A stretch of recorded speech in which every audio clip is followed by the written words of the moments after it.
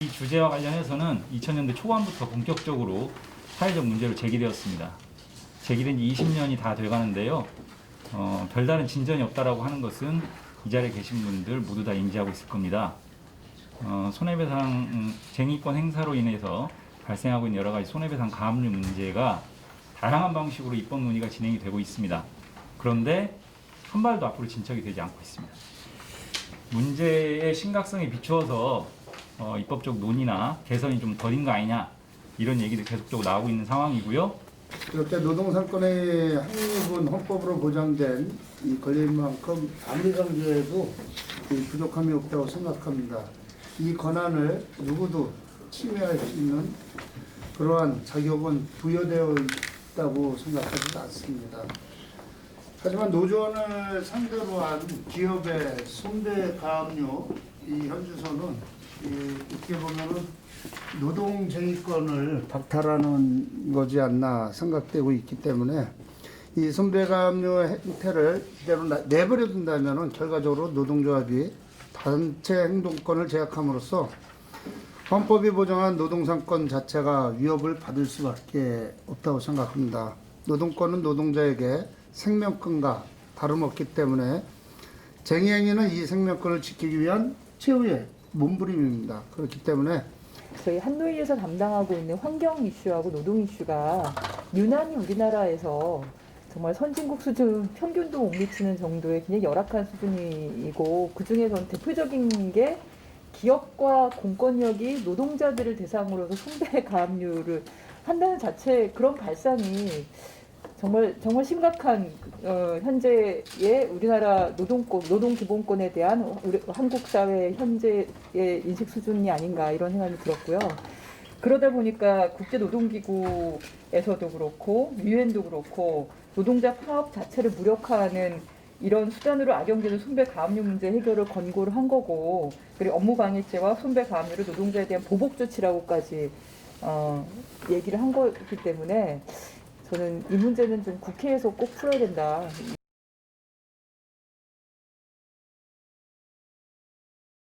먼저 손배가압류 실태와 관련돼서 살펴보는데, 안타깝게도 정부의 공식적인 자료는 없습니다. 아직까지 대한민국 정부가 이 노동자 손배가압류 문제와 관련돼서 그 규모와 그다음에 유형, 그다음에 그로 인한 영향, 그다음에 피해 상황이나 피해 회복 조치 이런 것과 관련돼서 어떤 그 공식적인 어떤 자료를 수집하거나 보고를 한 내용이었기 때문에 어쩔 수 없이 이제 민간 부분에서 그 실태 파악 진행 활동들이 진행이 되고 있습니다.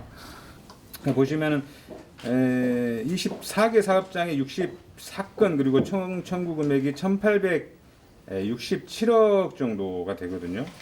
이제 이 손배가압류가 쭉 증가를 하면서 어느덧 이 총 청구 금액이 1,000억을 넘어서는 그야말로 어마어마한 이 청구 금액을 이루고 있습니다. 민주노총 사업장 위주로 조금 정리된 자료인데, 그 자료를 보니까 사업장 수는 뭐 비슷합니다. 22개. 그다음에 이제 건수도 58건 정도 되는데 청구 금액이 상당히 좀 줄었어요. 그래서 658억 정도가 됩니다. 그러니까 1,200억 정도 이렇게 해소가 된 걸로 이렇게 집계가 되었습니다. 자연적으로 이렇게 해소된 것은 아니고, 사실상 손배가압류 이력을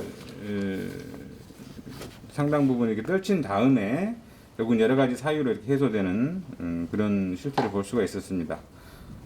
대표적인 손배가압류의 사례를 좀 보면은 쌍용 자동차에 대해서 174억 정도, 안 잡힌 통계도 있을 수 있는데, 그 다음에 KC 같은 경우에 이제 306억 청구가 됐었고요. 한진중공업 정리고 반대 파업에 158억, 현대자동차 불법 파견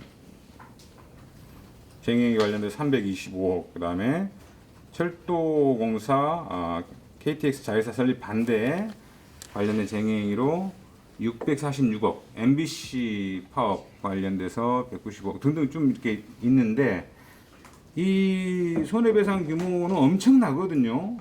뭐 몇백억씩 이렇게 청구를 하는데 정작 그 근거를 들여다보면은 굉장히 노동자들의 노동 조건하고 밀접하게 관련되어 있는 사항이다, 전부 다. 그러니까 노동조합이 어떤 그야말로 어떤 뭔가 이렇게 손해배상이라고 할 만한 어떤 큰 불법이 있어서 그게 상응하는 엄청난 규모의 손해배상을 청구를 하거나 법원에서 인정하는 그런 게 아니라 상당히 근로조건 관련성이 높은 사항들에 대해서, 그러니까 내 일자리를 지킬 것이냐 말 것이냐에 대한 문제, 그다음에 정규직으로 고용될 것이냐 말 것이냐에 대한 문제, 그다음에 기자나 어떤 방송 관계자가 자신의 신념에 맞게 자신의 위치에서 자신의 생각대로 방송 내용을 만들고 그리고 보도할 수 있는 그런 기자의 근로조건과 관련된 문제라든지 인력 감축에 대한 문제라든지 이런 그야말로 노동조건과 밀접하게 연관된 사항에 있어서조차도 이 손배가압류가 굉장히 악용되고 있다라고 볼 수 있을 것 같아요. 이 손해배상을 청구하는 목적을 들여다볼 수가 있습니다. 이 자료를 보면 손해배상이라고 하는 것은 우리가 사용자가 이제 불법 파업으로 손해가 발생을 해서 그에 대해서 손해배상을 청구한다라고 말은 그렇게 하지만 사실상은 노조 무력화를 위해서 제기되고 있다는 게 이 창구 단일화 제도하고 결합이 돼가지고 이제 손배가압류가 친기업 노조의 교섭권을 몰아주는, 다시 말해서 노동조합의 조합원 수를 사용자가 조절할 수 있는, 어떤 노동조합의 조합원 수를 늘리고 어떤 조합의 조합원 수를 줄여야 되겠다라고 하는 그러한 수단으로까지 지금 악용되고 있는 것을 여러 가지 자료를 통해서 아직까지도 법원의 판결은 손해배상과 관련돼서 굉장히 구시대적인 발상에 머무르고 있습니다. 민법상의 어떤 위법성 조각 사유로서 정당성 요건이 모두 구비되지 않는 한 그 자체가 불법행위다라고 하는 것은 이미 헌법재판소와 대법원의 입장에서 보면은 맞지 않는 그런 구시대적인 어떤 발상이 됐다, 이제는 그런 생각이 듭니다. 그런 측면에서 새롭게 어떤 입법적인 시도가 필요하다라고 생각이 들고요. 현행 노조법 2조가 노동쟁의에 대해서 규정을 하고 있는데 그 제한이 굉장히 협소해요. 그래서 그 세 가지 정리해고에 대해서 명확하게 노동쟁의 대상으로 하고, 그다음에 권리 분쟁, 그다음에 기타 집단적 노사관계에 관해서 노동쟁의 대상으로 규율하는 방식으로 규정할 필요가 있다라고 생각이 듭니다. 다음으로 손배 청구의 이제 제한인데 3조의 문제인데 이 법에 의한이라는 문구를 삭제하자는 것입니다. 이것은 헌법 해석적으로 접근하면 되는 것이지 이 법에 의한이라는 것을 굳이 붙일 필요가 없다. 이것은 위헌적인 규정이다라고 해서 제외를 하자라는 내용이 주된 내용입니다. 개인에 대해서 손해배상을 인정함으로써 손해배상이 악용될 수 있는 소리가 굉장히 커졌다. 다시 말해서 누구를 대상으로 선택할 것이냐에 대해 사용자의 자유권을 줘버리는 것이거든요. 그래서 파업의 관여 정도나 아니면은 뭐 책임 정도가 아니라 사용자가 배상 책임을 지우고자 하는 대상 위주로 해서 손해배상을 하고 선별적으로 취하하는 방식으로 해서 노조를 파괴하는 그런 수단이 악용되고 있다. 쟁의행위의 본질적인 측면에서도 맞지 않다라고 생각이 듭니다. 쟁의행위가 조합원의 총의로서 이루어졌다면 그것은 노동조합의 집단적인 행위이고 그 책임 주체는 노동조합에 국한돼야 된다라고 하는 것입니다. 다음으로 신원보증인에 대한 배상 책임 문제인데요. 이것은 그야말로 근로계약, 그러니까 업무 수행 과정에서 발생된 어떤 손실이 아님에도 불구하고 신원보증인에 대해서 책임을 지는 것은 이건 신원보증인 제도의 취지에 맞지 않다라는 측면에서 제한하겠다는 것입니다. 다음으로 제3자의 채무불이행의 손해배상을 제한하자는 내용이 들어가 있습니다. 4조로. 이것은 직접적인 거래관계에 노사관계에 있지 않은 제3자의 어떤 간접 손해에 대해서까지 배상 책임을 지는 것은 과도하다. 그리고 노동조합의 예측 가능성이 현저하게 떨어진다는 측면에서 배제하다는 입장입니다. 다음으로 손해배상액의 상한인데요. 권리남용 허용되지 않는다는 규정을 좀 두고, 그 다음에 이 피해액도 물론 중요하지만 손해배상을 당하는 노동조합의 조합원 수라든지 재정 규모를 고려해서 노동조합이 최소한 자주적인 어떤 활동을 할 수 있는 정도의 범위 내에서 손해배상이 멈출 수 있도록 하는 그런 장치를 둘 필요가 있다. 그런 측면에서 영국과 같은 입법례를 제안을 해봅니다. 마지막으로 손배 배상의 감면과 관련돼 가지고 이 손배의 액수가 커지는 문제가 노동자들의 어떤 책임에 의해서 발생되는 게 아니라 산업구조가 개편되면서 사용자들이 기업 조직을 그렇게 결합을 시켜놓는 것이죠. 그로 인해서 어떤 한 분야에서의 파업이 발생했을 때 그 파업으로 인한 효과가 굉장히 커지게 되는데, 그러한 기업 조직의 결합의 위험 부담은 사용자가 부지는 것이 맞다.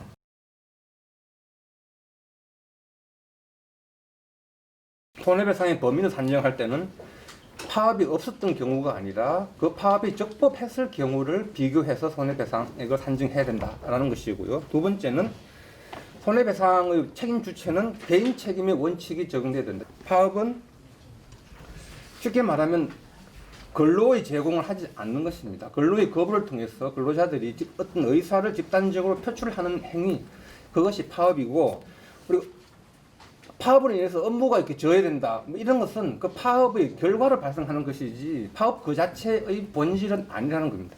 올해 9월 3일에 대부분 전원 합의체에서 주목할 만한 판결이 나왔는데, 뭐냐면 노동 3권은 법률의 제정이라는 국가의 개입을 통하여 비로소 실현될 수 있는 권리가 아니라 법률이 없더라도 헌법의 규정만으로 직접 법규범으로서 효력을 발휘할 수 있는 구체적 권리라고 보아야 한다. 노동 3권의 행사로 인해서 발생한 손해에 대해서 배상 청구가 제한되는 것은 이렇게 헌법상 보장된 구체적 권리성에 따른 당연한 결과라고 할 수 있습니다. 대법원 전원합의체 판결에 의하면 이 구체적 권리성은 노동 3권 전체에 대해서 인정되는 것입니다. 단체 교섭과 쟁의 행위에 한정되는 것이 아닙니다. 그러므로 면책의 범위를 노동 3권 전체로 확대하는 법 개정이 대부분 판례 법리와 부합한다고 할 것이고, 우리 법원은 지금 파업이 없는 경우인 0을 비교 대상으로 삼아서 80의 손해 전체를 불법 파업으로 인한 손해를 보고 배상하라고 이제 판결을 하고 있습니다. 이것은 합법 파업인 경우에도 60의 손해는 발생하는 것이기 때문에 그 부분까지도 배상하라고 판결하는 것이어서 결과적으로 파업 그 자체를 처벌하는 것과 같은 의미가 됩니다. 이것은 이제 파업을 권리로 보장하고 있는 헌법의 정신의 측면으로 반하는 것이다. 개정안 3조 2항에서 노동조합의 책임을 조합원이나 임원에게 이렇게 전가하지 못하도록 개인 책임의 원칙을 이렇게 명시하는 조항을 이제 제안하고는 있는데, 제가 보기엔 조금 불충분하다라는 생각이 듭니다. 노동조합의 행위로 인한 책임을 근로자 개인에게 전가하지 못하는 것은 물론이고, 상호간 근로자 쪽에서 노동조합에 관한 것도 역시 안 되는 겁니다. 노동조합은 자기 행위에 대해서 책임을 지는 것이고, 조합원과 근로자는 또 자기 행위에 대해서 책임을 지는 것인데, 여기에는 애매한 연대 책임이나 이런 것들은 들어설 여지가 없다라는 거죠. 근데 우리 법원은 영업 손실 부분을 이렇게 손해의 범위에 포함시켜서 이제 그 부분에서 막대한 손해배상액이 발생하고 있기 때문에 그 부분은 간접 손해로서 그 이청에서 발생한 간접 손해에 대한 부분이다라는 것을 개정안에서도 명시하는 것이 조금 더 좋지 않을까 생각이 듭니다.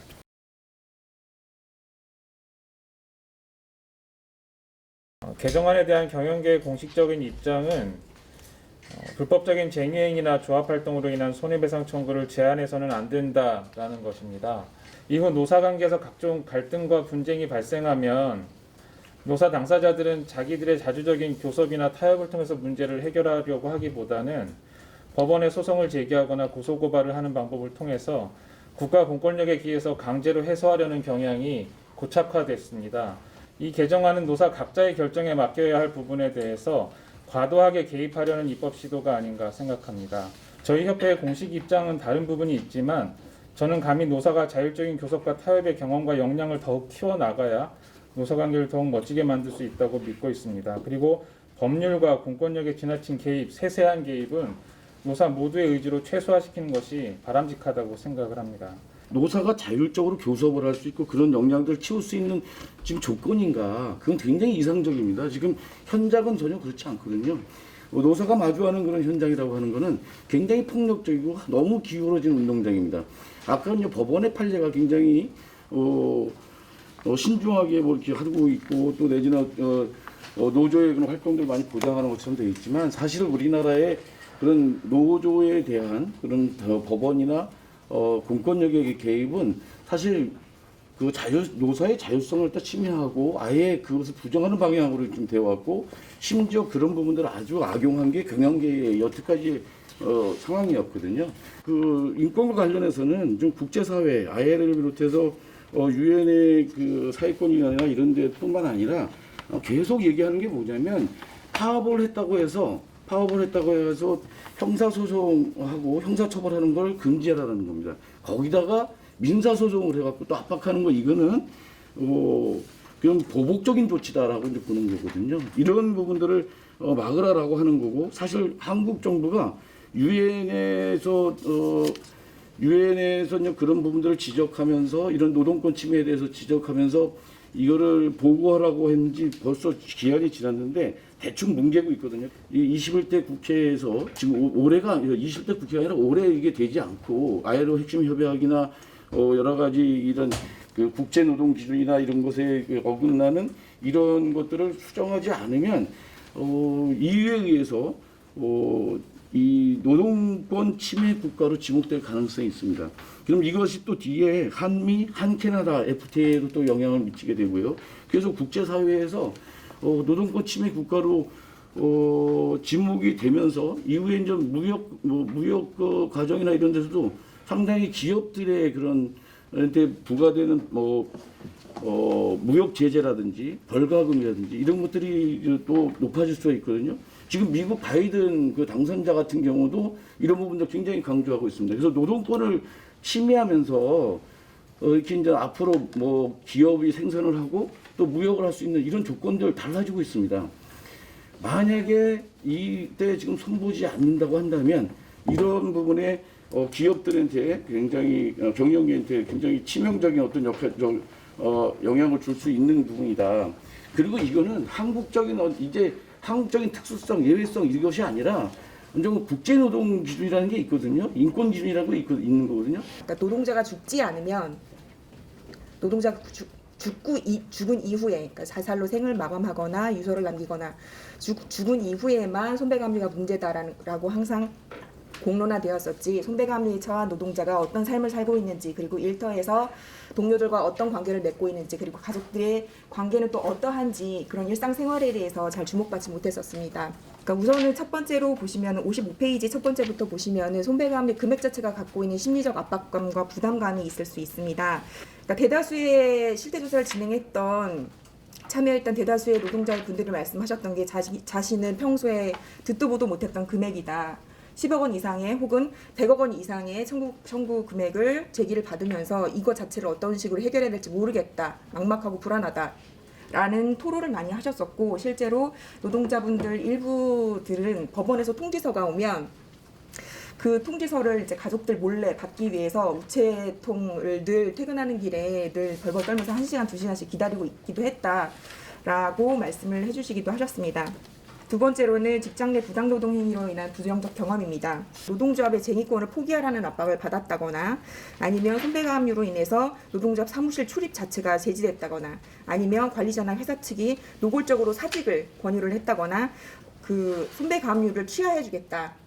그것을 조건으로 노조에서 탈퇴해라. 이런 것들을 계속적으로 강압적으로 요구받았다는 것을 알 수 있습니다. 문제는 이런 경험 자체가 노동조합 활동에 대한 인식 그리고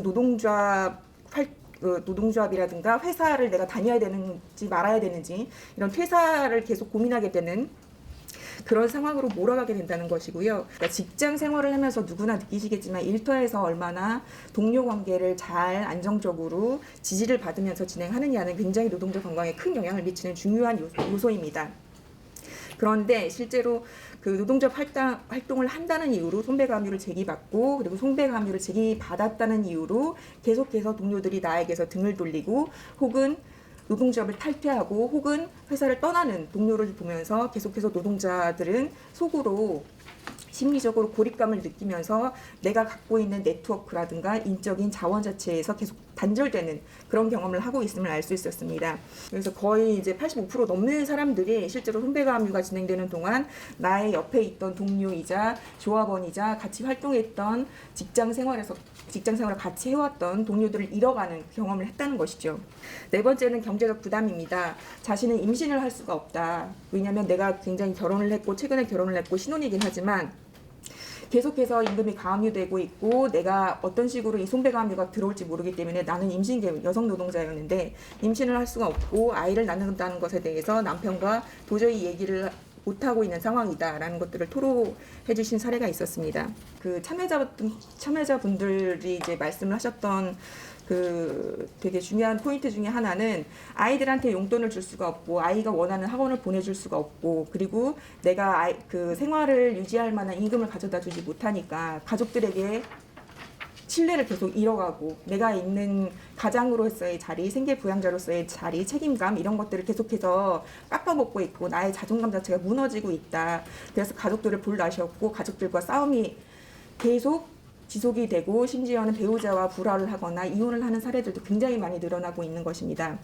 누구나 다 이제 예상을 할 수 있고 이제 그 추정할 수 있는 거는 누구나 다 아시겠지만 가족 관계 자체가 사실은 모든 개인의 생활을 버텨내고 지지할 수 있는 굉장히 기본적인 그 생활이자 단위인데 이 가족 관계 자체 내에서 굉장히 많은 단절감과 고립감을 느끼고 그리고 불안감을 느끼고 있다는 것. 그래서 가족 관계 자체가 굉장히 많이 부서지면서 노동자의 건강 자체도 같이 부서지고 있다는 것을 저희가 좀 알 수 있었습니다. 여기서 손배가압류가 처한 노동자의 건강을 근본적으로 개선하기 위해서는 무엇보다도 그 손배가압류 자체를 최소화시키고 손배가압류 자체를 가장 극적으로 억제할 수 있는 그런 요인들이 가장 근본적으로 필요하다는 생각이 들고요.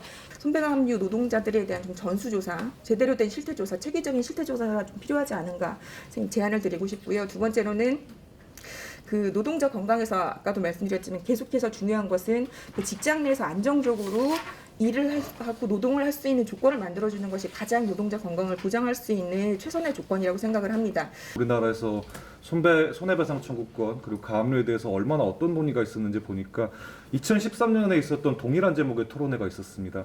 거기 보면 금속노조 법률원 김태욱 변호사님께서 발제문을 쓰셨는데 서론 제목이 이랬었습니다. 10년 전에도 동일한 토론회. 2013년 기준으로 봤었을 때 10년 전에도 지금 토론에서 논의되고 있는 내용 똑같은 거 노동조합의 쟁의권을 보장하기 위해서 손해배상 청구권, 가압류를 제한하는 입법이 필요하다. 그런 논의가 계속됐었습니다. 그러나 2003년 이후로 지금까지 거의 20년 가까운 시간까지 근본적인 변화가 일어나지 않고 있었습니다. 저희는 이 노조법 개정안을 논의했었을 때는 민법의 잣대로 판단돼서는 안 된다. 이 말씀을 좀 강력하게 어쩌면 가장 근본적인 말이고 가장 기본적인 말이지만 다시 한번 강조드리고 싶습니다. 노조법의 사회법적인 특성을 고려해서 쟁의권을 실질적으로 보장하고 파업권을 보장하는 방향에서 입법이 필요합니다. 그리고 이렇게 손해배상 청구권을 어떤 제한하는 입법을 마련한다고 했었을 때는 현존하는 우리 노동조합에게 그리고 현존하는 우리 노동자들 개인에게 쟁의권이 과연 얼만큼 보장되고 있는지 그것을 가장 먼저 고려해야 될 것이라고 생각합니다. 손해배상 주체에 대해서도 마찬가지입니다. 개인 노동자들에 대한 어떤 손해배상 청구, 사실 어떤 측면에서 보면 집행의 실효성이 낮은 측면도 있습니다. 그러나 집행의 어떤 재산적인 집행의 어떤 실효성은 낮지만 파업 자체를 봉쇄함에 있어서는 가장 효과적인 측면입니다. 이런 식으로 악용되고 있는 어떤 손해배상 청구권 제한될 필요가 명백합니다. 신용보증인 제도 자체가 어떤 위헌이라는 논의 굉장히 오래됐었습니다. 그리고 현실적으로 신용보증인 제도 자체가 사문화된 제도뿐만 아니라 과거의 신용보증인 제도를 보게 되면 결국 개인 노동조합 간부들의 가족이 신용보증인으로 되는 경우가 많았었는데 결국은 어떤 파업에 참여한 노동자뿐만 아니라 가족까지 계속 수십억 원대에 이르는 어떤 가압류가 이르게 되는 그런 연좌제적인 상황이 발생하고 있었습니다. 근데 설령 만약에 이 톨게이트 요금 수납원들의 투쟁이 어떤 위법한 투쟁이었다고 판단했었을 때 과연 이 손해를 온전히 그 노동조합 간부들 개인들 그리고 노동조합에게 돌리는 것이 맞냐? 그 투쟁에 이르게 된 도로공사의 불법적인 행위들, 불법 파견이라는 판결에도 불구하고 직접 고용하지 않았던 그 투쟁에 이뤘던 경위를 고려하지 않는 것이 맞냐? 저는 이런 질문을 던지고 싶습니다. 그렇기 때문에 어떤 손해배상 액수에 대한 어떤 경감에 있어서도 굉장히 세분화된 법원의 어떤 입법적인 기준이 필요하고 이거에 따라서 어떤 책임을 제한하는 논의 또한 해석론적인 측면 그리고 입법론적인 측면에서도 계속 필요하다 이런 말씀을 드리고 토론의 어떤 입장을 좀 마무리하고자 합니다. 그래서 이 법 개정이 당장 된다고 해서 저희들한테는 소급되거나 하지는 않습니다. 다만 저희들처럼 고통받고 있는 또 다른 노동자들이 있고 이 잘못된 사회 시스템들이 그대로 유지된다면은 저희들이 10년 동안 싸우면서 지키려고 했었던 저희들의 소중한 가족들, 그 아이들이 또 이 잘못된 구조에 대해서 또 희생양이 될 수밖에 없기 때문에 저희들은 이 법 개정과 관련된 필요성을 저희들이 요구할 수밖에 없고요.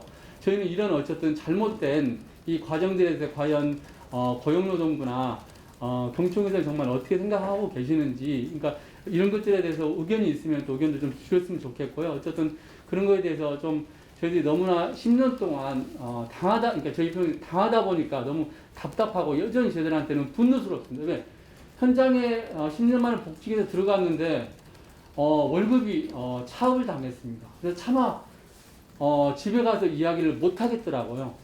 그리고 정말 우리가 좋은 사회적인 합의를 통해서 2018년도에 문재인 정부 대통령까지 나서 이 문제에 대해서 해결돼서 공장으로 돌아갔습니다. 하지만은 그 돌아가기 몇 달 전에 실은 선배가압류 대상자였던 저희 조합원 한 분이 자기 심정을 어쨌든 언론에 이야기를 하고 목을 매서 자살했던 아픔들이 있습니다. 쟁행에 대한 제한 규정들은 사용자의 어떤 재산권을 보호하기 위한 규정이 아닌 것이죠. 사용자의 재산권을 보호하기 위해서 노동상권을 제약한다는 발상이 있을 수가 없습니다. 그래서 헌법상 기본권의 어떤 우선순위에 있어서. 그런데 이제 자꾸 이제 손해배상 영역으로만 들어오면은 이것이 사용자의 재산권을 지키기 위한 그런 식으로 노조법상의 각종 제한 규정들이 등갑을 한다는 것이죠. 어쨌거나 그 경영계 입장에서도 이제 정상적인 상황을 유지하고자 하는 그런 의도도 있고 합니다만은 조금 우리가 이제 왜 계속해서 이 반복되는가 이런 선배가압류에 대한 제도 개선 논의가 이렇게 계속해서 이걸 좀 들여다볼 필요가 있다고 저는 생각을 합니다. 오늘 여러 가지 의견 주신 것들은 그런 대안들을 마련하는 데 중요한 계기로 작동할 것 같습니다. 여러 말씀 감사합니다. 오늘 토론회 이걸로 마치겠습니다.